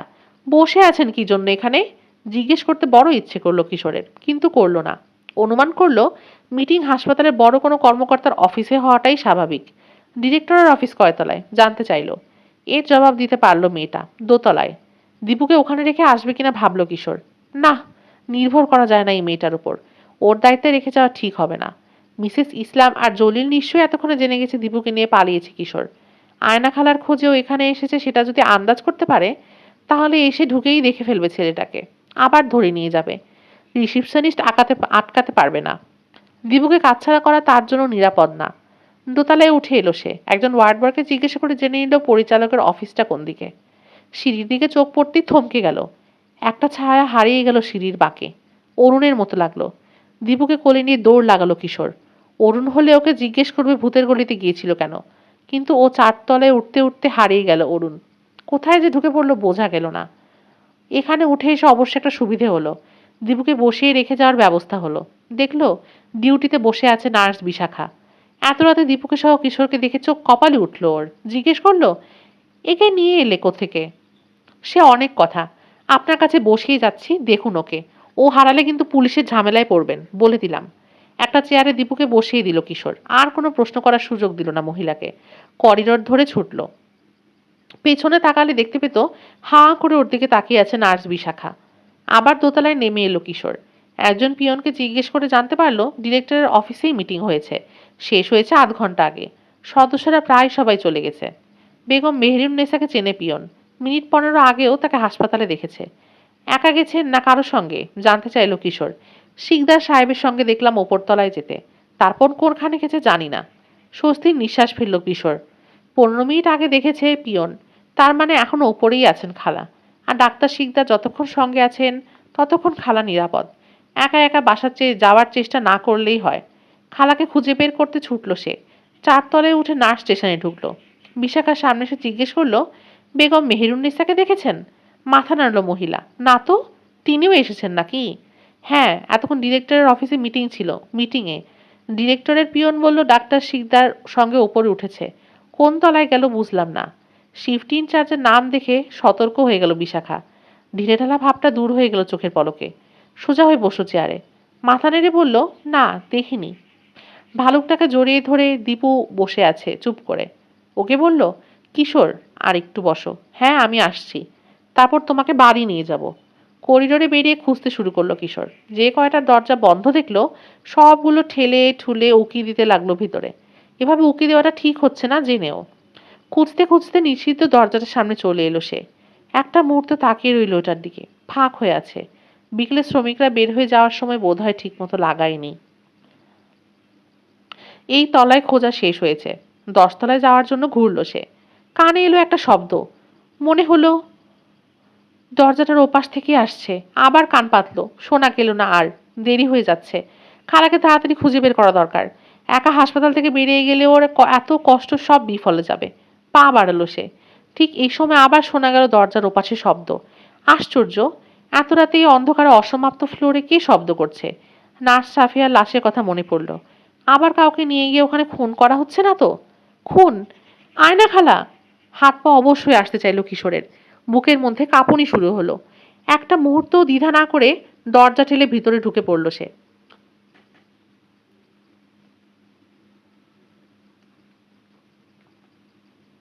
পর্ব 19। অন্ধকার ঘরটাকে সেদিনের চেয়েও ভয়ঙ্কর মনে হলো কিশোরের। বিপজ্জনক। এখানে একটা খুন ইতিমধ্যে হয়ে গেছে, আরেকটা হতে বাধা নেই। কালো কালো ভুতুরে ছায়াগুলো তেমনই অনড়। বিদ্যুৎ চমকানো কমে গেছে। ভালোই হয়েছে। চমকানোর সময় তীব্র আলো নিভে গেল অন্ধকারের চেয়ে অনেক বেশি। পকেট থেকে ছোট একটা টর্চ বের করলো সে। বাড়ি থেকে বেরোনোর সময় এটা নিয়েছিল সঙ্গে। পেন্সিল টর্চের সামান্য আলোয় এত বড় ঘরের অন্ধকার তো কাটলই না, বরং কায়া ছায়াগুলো আরো রহস্যময় হয়ে উঠল। তবে দেখে এগোনো যায়, এটুকুই যা স্বস্তি। হঠাৎ করে কোনো গর্তে পড়ে যাওয়ার কিংবা কোনো জিনিসে হোঁচট খাওয়ার সম্ভাবনা নেই। কিসের শব্দ শুনেছে? খুঁজতে শুরু করলো সে। একই সঙ্গে মাথায় চলেছে ভাবনা। সেদিন দুটো মানুষ গায়েব হয়েছিল এখান থেকে। একজন জীবিত, আরেকজন মৃত। অরুণ এবং নার্স সাফিয়া দুজনকেই দরজা দিয়ে এদিকে ঢুকতে দেখেছে সে, কিন্তু বেরোতে দেখেনি। তার মানে দরজা ছাড়াও এখান থেকে বেরোনোর আরো পথ আছে নিশ্চয়ই। খানিক আগে শব্দ করেছে সে, সেও বেরিয়ে যেতে পারে এই পথ দিয়ে। পথটা পেয়ে যেতে সময় লাগলো না ওর। সেদিন অন্ধকারে হাতড়ে মরেছে, পরে লোকজন নিয়ে এসে যাও বা ঢুকেছিল, ওদের সঙ্গে থাকায় খুঁজতে পারেনি, পথটাও চোখে পড়েনি। আজ নিজের হাতে টর্চ থাকায় সহজেই বের করে ফেললো ওটা। মেঝেতে একটা গোল ফোকর, তাতে দড়ি আর বাঁশ দিয়ে সিঁড়ি ঝোলানো, শ্রমিকরা বানিয়েছে কাজ করার সময় 3 তলার ফ্লোরে যাতায়াতের জন্য। অরুণ কোন পথে পালিয়েছিল সেদিন বুঝতে অসুবিধা হলো না তার। ওদের সাড়া পেয়ে ওই সিঁড়ি বেয়ে 3 তলার নেমে পড়েছিল সে। ওরা চলে যাওয়ার পর উঠে এসে দরজা দিয়েই বেরিয়েছে, কিন্তু লাশটাকে গায়েব করলো কিভাবে? খুট করে শব্দ হলো পেছনে। চরকির মতো পাক খেয়ে ঘুরে দাঁড়ালো কিশোর। থাবা দিয়ে তার হাত থেকে ফেলে দেওয়া হলো টর্চ। মেঝেতে পড়ে নিভে গেল ওটা। লম্বা একটা ছায়ামূর্তিকে দাঁড়িয়ে থাকতে দেখলো সামনে। ডান হাত তুলে রাখার ভঙ্গি দেখেই বোঝা যাচ্ছে পিস্তল উদ্যত করে রেখেছে। প্রাণ বাঁচানোর প্রচণ্ড তাগিদে বিদ্যুৎ খেলে গেল যেন কিশোরের শরীরে। ঝট করে বসে পড়ল সে। পরক্ষণে ব্যাঙের মতো লাফ দিয়ে সরে গেল একটা ভারী মেশিনের অন্য পাশে।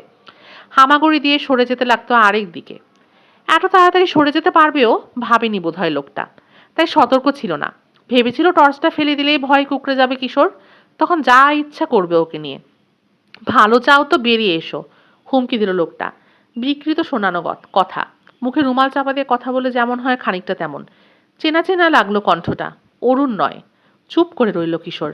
আমি জানি তুমি কোথায় আছো, বেরিয়ে এসো জলদি, আবার বলল লোকটা। দুরু দুরু বুকে অপেক্ষা করছে কিশোর। গুলি করছে না কেন? শব্দ হয়ে যাওয়ার ভয়ে? বেরোলো না সে, নড়লও না। উঁচু করে সাজিয়ে রাখা কিছু বস্তার সঙ্গে গা মিশিয়ে বসে রইল।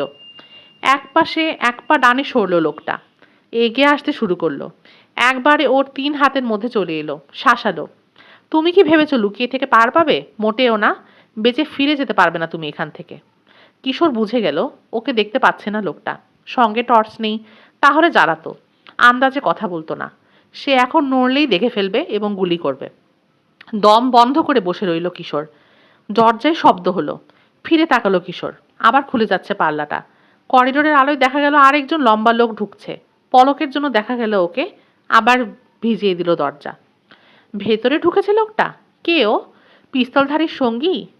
তাহলে আর বাঁচতে হবে না, মৃত্যু অবধারিত। আয়না খালার ভাগ্যে কি ঘটেছে খোদাই জানে। পরের কয়েক সেকেন্ডে ঘটে গেল অনেকগুলো ঘটনা। বড় একটা টর্চ জ্বলে উঠল দ্বিতীয় লোকটার হাতে। এগিয়ে আসতে শুরু করলো। আলো পড়ল পিস্তলধারীর ওপর। দুপ করে গুলির শব্দ হলো। সাইলেন্সার লাগানো পিস্তল, তাই বিকট শব্দ হয়নি। ঝনঝন করে কাঁচ ভাঙলো। নিভে গেল টর্চ। বোঝা গেল দ্বিতীয় লোকটা প্রথম জনের বন্ধু নয়। সন্দেহ হয় সেও নিশ্চয়ই দেখতে এসেছে অসমাপ্ত ফ্লোরে। গুলি কি শুধু টর্চেই লাগলো, না গায়েও লেগেছে? লাগেনি বোধ হয়, তাহলে শব্দ করত। টর্চের আলোয় পিস্তলধারীকেও দেখতে পেয়েছে সে, চিনতে পারেনি। মুখে সার্জিক্যাল মাস্ক পরা। কথাগুলো কেন বিকৃত হয়ে বেরোচ্ছিল বুঝতে পারছে এখন।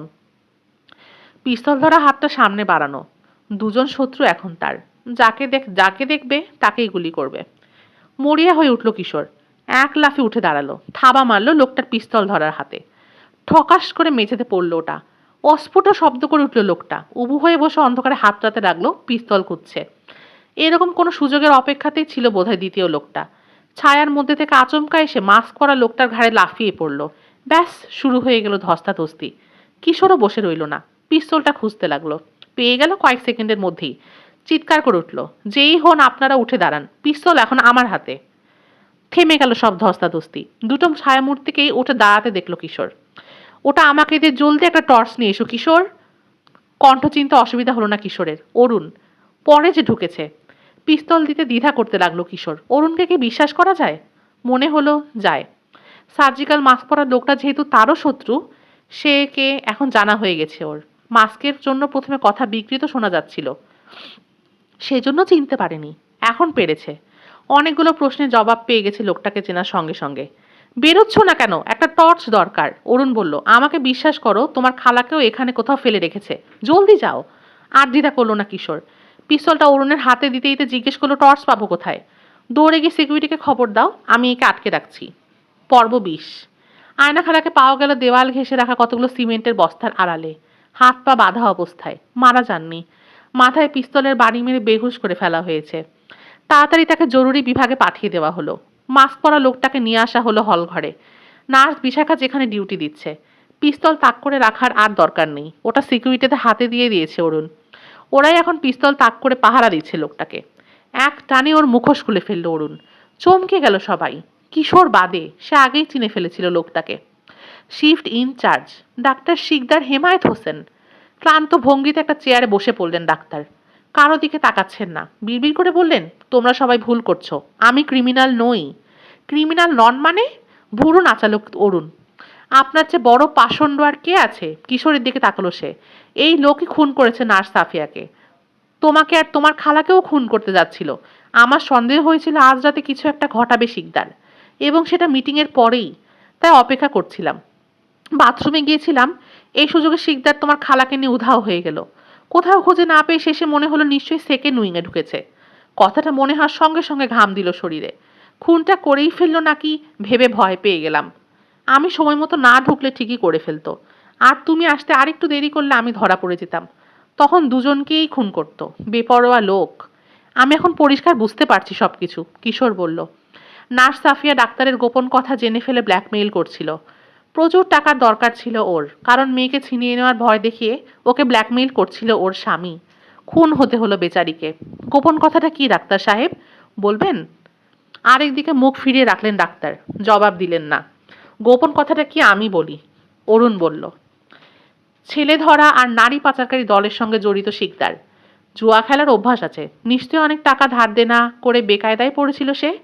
ঋণের বোঝা থেকে মুক্তি পাওয়ার জন্য আর কোনো উপায় না দেখে ক্রিমিনালদের সঙ্গে হাত মিলিয়েছে। দীপু আর ওর ভাইকে চিটাগাং কিংবা অন্য কোনো শহর থেকে কিডন্যাপ করে এনেছে। মিসেস ইসলামের বাসায় রাখা হয়েছিল। ওই মহিলাও ছেলে ধরাদের দলের লোক। তার আরেক সহকারী জলিল। কপার খারাপ ওদের। দীপুর হলো নিউমোনিয়া। মারধর করতো, অমানসিক আচরণ করে আতঙ্কিত করে দিয়ে ছেলেদের মুখ বন্ধ করে রাখতো ওরা। নিশ্চয়ই অযত্ন রেখে ঠান্ডা লেগেছিল, তাতেই নিউমোনিয়া ধরেছিল ছেলেটার। আসলে শয়তানদের সাহায্য করার জন্য ঈশ্বর একটা না একটা পথ করে দেন। দীপুকে হাসপাতালে আনার পর সেবা করতে গিয়ে সন্দেহ হয় নার্স সাফিয়ার। ডাক্তার শিকদারের রেফারেন্সে মিসেস ইসলামের ছেলে হিসাবে ভর্তি করা হয়েছিল ওকে। টাকা দিয়ে সাফিয়ার মুখ বন্ধ করে রাখতে চেয়েছিল শিকদার, কিন্তু স্বামীর চাপে পড়ে অনেক বেশি টাকা চেয়ে বসলো মহিলা। ওকে খুন করে ঝামেলা চিরতরে সরিয়ে দিল শিকদার। অবাক হয়ে শুনছে দুজন সিকিউরিটি আর নার্স বিশাখা। দীপুর এসবে আগ্রহ নেই, মিসেস ইসলামের হাত থেকে মুক্তি পেয়েছে সে এতেই খুশি। ভালুকটাকে আপন মনে জড়িয়ে ধরে কথা বলছে ওটার সঙ্গে। পাগলামি, সব মিথ্যে কথা, বিড়বিড় করে বললেন ডাক্তার শিকদার। আর অস্বীকার করে লাভ নেই ডাক্তার, কঠোর হয়ে উঠল অরুণের দৃষ্টি। জয়াকে কি করেছেন বলুন? কোথায় পাচার করেছেন ওকে? জয়া? কে জয়া? আমি চিনি না ওকে। প্রচণ্ড রাগে ঘুষি মারতে গেল অরুণ। ধরে ফেললো তাকে সিকিউরিটিরা। জয়া কে? অরুণের দিকে তাকিয়ে বলল কিশোর। তোমার বোন? তুমি কি করে জানলে? তোমার কথা থেকে আন্দাজ করলাম। তোমার বোনকেও কিডন্যাপ করেছে ওরা। মাথা ঝাঁকালো অরুণ। শিকদারকে সন্দেহ হয়েছিল আমার, ওর রেফারেন্সে ভর্তি করেছিলাম। সুস্থ হয়ে যেদিন রিলিজ পাওয়ার কথা, সেদিন এই হাসপাতাল থেকে রহস্যজনকভাবে নিখোঁজ হয়েছিল জয়া। পুলিশ কিছু করতে পারেনি। ওকে খুঁজে বের করার জন্যে আমি এই হাসপাতালে ভলেন্টিয়ারের কাজ নিয়েছি। নজর রেখেছি শিকদারের ওপর। লোকটার চালচলন আমার প্রথম থেকেই ভালো লাগছিল না। আবার তাকালো ডাক্তারের দিকে। কি করেছেন আমার বোনকে? জবাব দিল না শিকদার। তোমার আর কষ্ট করার দরকার নেই। অরুণকে শান্ত করার চেষ্টা করলো কিশোর। পুলিশ ঠিকই কথা আদায় করে নেবে। একটা কথার জবাব দাও তো, নার্স সাফিয়ার পিছু পিছু তুমি কেন সেদিন সেকেন্ড উইংয়ে ঢুকেছিলে? আড়ালে দাঁড়িয়ে শুনলাম শিকদার সাফিয়াকে ওখানে ছুটির পর দেখা করতে বলেছে। সন্দেহ হলো, তাই দেখতে গিয়েছিলাম। একটু আগে যেতে পারলে হয়তো বাঁচাতে পারতাম মহিলাকে। মরণ আছে কপালে, কি আর করব বলো।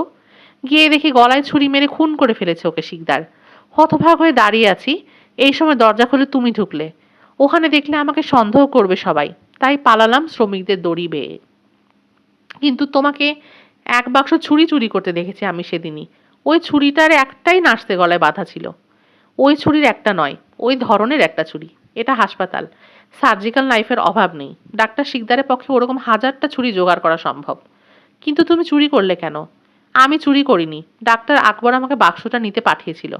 ওটা নিতে গিয়ে দেখা হয়ে যায় মিসেস ইসলাম আর তোমার সঙ্গে। কথা বলতে গিয়ে দেরি হয়ে যায়, তাই এমন তাড়াহুড়ো করে ছুরি নিয়ে বের হয়ে গিয়েছিলাম। তোমার কাছে মনে হয়েছিল চুরি? হুম, মাথা দুলিয়ে বলল কিশোর। আরেকটা রহস্যের জবাব পেলাম। সাফিয়ার লাশটা কি করে সরিয়েছেন ডাক্তার শিকদার তাও বুঝতে পারছি। কি করে সরাবেন সেটা আগেই ভেবে রেখেছিলেন। ওভাবেই করেছেন খুনটা। এমন জায়গায় ছুরি ঢুকিয়েছেন যাতে রক্তপাত কম হয়। তিনি ডাক্তার, জানেন কোথায় ছুরি ঢোকালে গল গল করে কোনো রক্ত বেরোবে না, মেঝেতে রক্ত পড়ে থাকবে না, বেমালুম গায়েব করে দিতে পারবে লাশটা। কেউ কোনোদিন খোঁজই পাবে না নার্স সাফিয়ার। কিন্তু ভাগ্য বিরূপ, আমি দেখে ফেললাম লাশ। আমি যখন ঢুকেছি তখনও তিনি সেকেন্ড উইংয়ের 4 নম্বর ফ্লোরে লুকিয়েছিলেন। আমি বেরিয়ে যেতেই তাড়াতাড়ি বেরিয়ে এসে একটা রোগীর বেড নিয়ে এলেন। তাতেই লাশটা তুলে নিয়ে চাদর দিয়ে ঢেকে দিলেন। নিয়ে গিয়ে রেখে দিলেন লাশ কাটা ঘরে। কেউই সন্দেহ করলো না। হাসপাতালে সাদা অ্যাপ্রন আর সার্জিক্যাল মাস্ক পরা কোনো লোক যদি রোগীর বিছানা ঠেলে নিয়ে যায়, কে সন্দেহ করবে? চাদরের নিচে লাশ আছে না রোগী কেউ বুঝতে পারবে না। আমিও পারিনি। ডাক্তার হারুনকে সেকেন্ড উইংয়ে নিয়ে যাওয়ার সময় আমি একটা লোককে দেখেছি বেড ঠেলে নিয়ে যেতে। সেই যে ডাক্তার শিকদার ঘুণাক্ষরেও যদি বুঝতাম। লাশটা কি করেছেন ডাক্তার, বলবেন? এই প্রশ্নেরও জবাব দিলেন না ডাক্তার। আর হ্যাঁ, আরেকটা কথা, কিশোর বলল, রেকর্ড রুম থেকে দীপুর ফাইলটাও আমার ধারণা ডাক্তার শিকদারই সরিয়েছেন। এর কোনো প্রয়োজন ছিল না অবশ্য। ক্রিমিনালদের মন অত্যন্ত দুর্বল থাকে তো, তাই এই অতিরিক্ত সতর্কতা। পুলিশকে ফোন করে দেওয়া হয়েছে আগেই। 4জন কনস্টেবল এসে ঢুকলেন একজন দারোগা। শিকদারের হাতে হাতকড়া পরানোর নির্দেশ দিলেন একজন কনস্টেবলকে। আমি কি করেছি যে আমাকে অ্যারেস্ট করছেন? প্রতিবাদ জানালেন শিকদার। আপাতত একটা কারণই যথেষ্ট, কঠোর স্বরে জবাব দিলেন দারোগা। ইমার্জেন্সিতে বেগম মেহেরুন্নেসার সঙ্গে কথা বলে এসেছি আমরা। হুঁশ ফিরেছে তার। তিনি স্বীকারোক্তি দিয়েছেন, মিটিংয়ের পর আপনি নাকি তাকে বলেছেন নার্স সাফিয়ার মৃত্যুর রহস্য আপনি ভেদ করে ফেলেছেন। কিভাবে করেছেন সেটা বুঝতে হলে সেকেন্ড উইংয়ে যাওয়া দরকার বেগম মেহেরুন্নেসার। তিনি দুঃসাহসী মহিলা, তাছাড়া আপনার মতলব বুঝতে পারেনি। অনেক দিনের পরিচয়, তাই আপনাকে সন্দেহ করার কথাও মনে হয়নি তার। নির্দ্বিধায় চলে গেছেন আপনার সঙ্গে। ভেতরে ঢুকেই তাকে খুন করার জন্য ছুরি বের করেন আপনি। সেটা দেখে পালানোর চেষ্টা করেন তিনি। এই সময় নাকি কে একজন ঢুকে পড়ে ফ্লোরে। আমি, কিশোর বলল। শব্দ শুনে আমি ঢুকে পড়ি। ভুরু কুঁচকে তাকালেন দারোগা। তুমি কে? আমি মেহেরুন্নেসার বোনপো। ও, তোমার সঙ্গে পরে কথা বলবো। আবার শিকদারের দিকে তাকালেন দারোগা। তখন পিস্তল দিয়ে মাথায় বাড়ি মেরে বেগম মেহেরুন্নেসাকে আপনি বেহুশ করে ফেলেন। অতএব আপাতত খুনের চেষ্টার দায়ে আপনাকে আমি অ্যারেস্ট করতে পারি। কি বলেন? Attempt to murder? আমি উকিলের সঙ্গে কথা বলবো। সে সুযোগ আপনি থানায় গিয়েও পাবেন। এখন চলুন। পর্ব 21। পরদিন সকালবেলা আয়না খালার বাসায় এসে হাজির হলো অরুণ। দারোগা সাহেবও এসেছে সব কথা জানার জন্য। এতক্ষণে তার নাম জানা হয়ে গেছে কিশোরের, ইউসুফ আহমেদ। বসার ঘরে বসেছে 3 গোয়েন্দা, অরুণ, আয়না খালা আর দারোগা। দীপুও আছে। ভালুকটাকে কোলে নিয়ে আদর করছে। এ বাড়িতে এসে সে বেশ সুখী। মিসেস ইসলামের বাড়ির চেয়ে অনেক ভালো জায়গা, একেবারে তার নিজের বাড়ির মতো। ওদের বাড়ি চিটাগাঙে, জানিয়েছে সে। একদিন স্কুল ছুটি হলে গেটের কাছে দাঁড়িয়ে অপেক্ষা করছিল দুই ভাই। আজগর চাচা এসে ওদেরকে নিয়ে যাবেন। কিন্তু সেদিন এলো অন্য এক লোক। নাম বলল জলিল। আজগর চাচা নাকি ওদের নিতে পাঠিয়েছেন। কোনো সন্দেহ করলো না দুই ভাই। উঠে বসলো জলিলের বেবি ট্যাক্সিতে। কিছুক্ষণ পর দ্বীপের নাকের কাছে একটা রুমাল চেপে ধরলো জলিল। তারপর আর কিছু মনে নেই ওর। পরে দেখলো একটা মাইক্রোবাসে করে কোথায় যেন নিয়ে যাওয়া হচ্ছে ওদের। অপরিচিত লোকজন দেখে চিৎকার করে কেঁদে উঠেছিল সে। প্রচণ্ড মার মেরেছে ওকে তখন জলিল। ভয় আর টু শব্দও করেনি দীপু। নোটবুক আর বলপেন বের করে তৈরি রইলেন দারোগা ইউসুফ। বলতে আরম্ভ করলো কিশোর। একেবারে গোড়া থেকে সবিস্তারে সব জানালো। একটা কথাও বাদ দিল না। নীরবে লেখে নিলেন দারোগা। মাঝে মধ্যে দু একটা প্রশ্ন করলেন। আয়না খালার স্বীকারোক্তি আগেই নিয়েছেন। কিশোরেরটা নিলেন। দীপুকে প্রশ্ন করলেন। তারপর ফিরলেন অরুণের দিকে। কিভাবে তার বোন জয়কে খোঁজার জন্য হাসপাতালে কাজ নিল অরুণ, জানালো পুলিশকে। মিসেস ইসলামকে সেও সন্দেহ করেছিল। রাতে লুকিয়ে তাই ওর বাড়িতে গিয়েছিল ওখানে কি ঘটছে দেখার জন্য। কাকতালীয়ভাবে দেখা হয়ে যায় কিশোরের সঙ্গে। ঠিক কাকতালীয়ও বলা যায় না, দুজনে একই সময় হাসপাতালে ডিউটি শেষ করে গিয়েছে। মিলে গেছে তাই তদন্তের সময়টা। দ্বিতীয় দিন অরুণ যায়নি। সেদিন রাস্তায় মোটর সাইকেল যেটা দেখেছে কিশোর সেটা অন্য কারো হবে। আরেকটা তথ্য জানা গেল অরুণের কাছে। দীপু হাসপাতালে কান্নাকাটি করতো বলে ওকে ঘুমের হালকা ডোজের ইঞ্জেকশন দিয়ে ঘুম পাড়িয়ে রাখতো সাফিয়া, যাতে ও কারোর সঙ্গে কথা বলতে না পারে, কেউ কিছু জেনে না ফেলে। কিন্তু বিধি বাম, বলে উঠল রবিন। ঠিকই জেনে ফেললো কিশোর পাশা। ওকে ফাঁকি দিতে পারল না সাফিয়া। সবার কথা শোনার পর দারোগা বললেন, শিকদার স্বীকারোক্তি দিয়েছে, জয়াকে কোথায় নিয়ে গেছে বলেছে। ওকে আনার জন্য লোক পাঠিয়ে দিয়েছি। আপনাদের কথার সঙ্গে শিকদারের কথা মিলে যাচ্ছে সব। হেসে বললেন আয়না খালা, সেজন্যই আগে আমাদের কথা শুনে নিলেন, মিথ্যে বলছি না। দারোগাও হেসে ফেললেন। কি আর বলবো আপা, চোর ডাকাত নিয়ে কারবার করতে করতে আমাদের স্বভাবই এমন হয়ে গেছে, নিজের ছায়াকেও বিশ্বাস করা যায় না। ওদের দলের লোকদের ধরা হয়েছে, কক্সবাজারে যাদের পেয়েছি ধরেছি, অন্য জায়গায়ও ধরার চেষ্টা চলছে। বাচ্চা আর মহিলাদের লুকিয়ে রাখার কয়েকটা ঘাঁটি আছে ওদের এখানে। পাহাড়ের মধ্যে আস্তানা করার জায়গার অভাব নেই, পাচার করাও সুবিধা। টেকনাফ দিয়ে মিয়ানমারে চলে যায়, কিংবা নাফ নদী পেরিয়ে ভারতে, সেখান থেকে পৃথিবীর বিভিন্ন দেশে চালান করে দেয়। উফ, শয়তানের দল। তো যাই আপা আজকে, অনেক ধন্যবাদ আপনাদের সবাইকে। আরে যাচ্ছেন কোথায়, বসুন, চা আসছে। দারোগা বলল। কিশোর বলল, দারোগা সাহেব, সাফিয়ার লাশটাকে কি করেছে বলেছে নাকি শিকদার? মুখ কালো হয়ে গেল দারোগার। লাশ কাটা ঘরে নিয়ে গিয়ে নিজেই কাটাকুটি করে এমন করে রেখেছে ও লাশটাকে যাতে কেউ চিনতে না পারে। খাইছে, শিউরে উঠল মুসা। এ তো পিশাচ। অসুখ অনেকটা কমেছে ওর, ঘন ঘন বাথরুমে যাওয়া বন্ধ হয়েছে। আনমনে বিড়বিড় করলেন আয়না খালা। চেহারা দেখে মানুষ চেনা যায় না। এতদিন ধরে জানি ওকে, কত নিরীহ ভালো মানুষ ভেবেছি। ওর ভেতরে যে ইবলিশ লুকিয়ে আছে, কে জানতো সেটা? এর সাথেই শেষ হলো 3 গোয়েন্দা সিরিজের আরও একটি গল্প, অপারেশন কক্সবাজার। সামনে আরও তোমাদের জন্য নিয়ে আসবো চমৎকার রোমাঞ্চকর গল্প। এই গল্পটি পুরোটা শোনার জন্য তোমাদেরকে অসংখ্য ধন্যবাদ।